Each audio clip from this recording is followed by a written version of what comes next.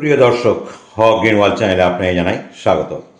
Thumbnail এবং title দেখে বুঝতে পারছেন এটা জবা গাছ, এবং জবা হলেও এখানে আপনি তিনটি রঙের জবা দেখতে পাচ্ছেন, অর্থাৎ এটি একটি গ্রাফটিং জবা। ইতিপূর্বে এর ভিডিও আপনারা দেখেছেন এবং তখন আমি দুটি কালারে দেখাতে পেরেছি, সেটা ছিল হলুদ এবং লাল। আপনারা জানেন এই ফুলগুলো কিন্তু প্রতিদিনের, অর্থাৎ এত সুন্দর সুন্দর ফুল একদিনের অধিক বেশি থাকে না, এমনকি সারা দিনও থাকে না, বিকাল পড়লেই তার একটা মুছে যাওয়ার সম্ভাবনা থাকে। তবে এই যে তিনটি রঙ দেখছেন সবচাইতে শেষে কিন্তু নষ্ট হয়, মানে মুছে যায়, সেটা হচ্ছে সাদা রঙ। একটি সাদা রঙ একেবারে সন্ধ্যা এমনকি রাত্রিবেলাও দেখা যায় অনেকটা ফুলে থাকে, পরের দিন গিয়ে ওটা চুপসে যায়। যাই হোক, সে আলাদা আলাদা বৈশিষ্ট্য হতেই পারে। আর গ্রাফটিং বলতে এই গাছটিতে হলুদ রঙে যেটা দেখতে পাচ্ছেন সেটাই হচ্ছে মাদার গাছ, আর তার সঙ্গে এই সাদা রঙেরটা ডালটা এবং লাল রঙের যে ডালটা রয়েছে সেটা পরে আমি বেঁধেছি।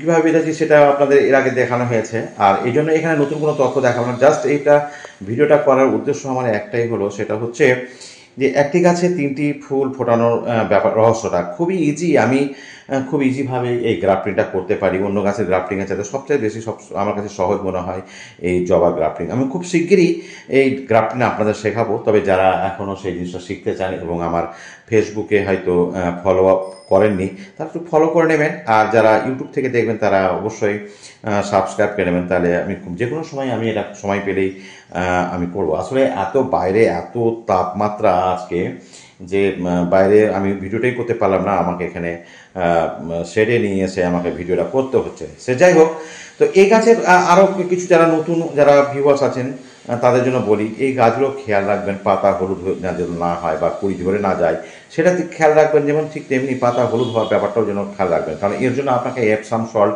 বা ম্যাগনেসিয়াম সালফেট কিন্তু প্রতি মাসে 1 চামচ করে দিয়ে দেবেন, গাছের পাতা হলুদ হোক বা না হোক। কারণ এতে ক্লোরোফিলের সংখ্যা বাড়লে আপনি সুবিধাটা আপনার হবে, সেটা হচ্ছে গাছটা প্রাকৃতিকভাবে খাবারটা কিন্তু খুব তৈরি করতে পারবে। এই হচ্ছে ব্যাপার। দ্বিতীয় কথা যে মিলিবাগ যদি দেখতে পান তো অবশ্যই একতারাতে স্প্রে করবেন, কিন্তু মিলিবাগ যদি দেখতে নাও পান, যদি না পান তারপরেও বলবো আপনি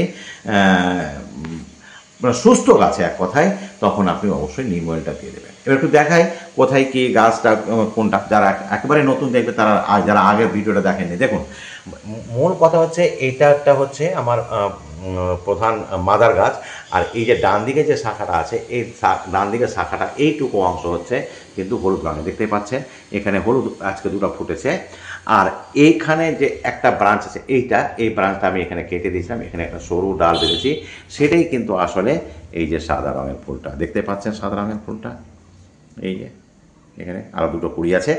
আর এখানে যে বাম দিকে যে শাখাটা আছে, এই বাম দিকে শাখাটা এখানে বেঁধেছিলাম যে শাখাটা, সেটা আসলে মাদার গাছ থেকেও মোটা হয়ে গেছে। হয়তো এদের বৃদ্ধিটা ভালো, কারণ এর থেকে এখানে 3টা ব্রাঞ্চ হয়েছে, তার একটা ব্রাঞ্চই কিন্তু এক মোটামোটা হয়েছে।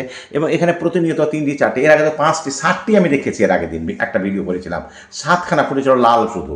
তো প্রতিদিন এখানে আজকে 3টা রয়েছে বোধহয়।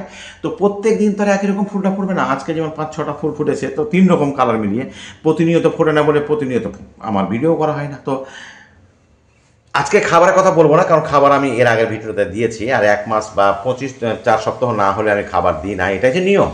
তো খাবার দেবেন শিংকুচি, বনডাস, নিমখোল তো দেবেনই, তার সঙ্গে অবশ্য আপনি যদি জৈবিকভাবে করেন তাহলে কলার খোসা বা পেঁয়াজের খোসা ভেজে জল দেবেন পটাশ উৎস হিসাবে।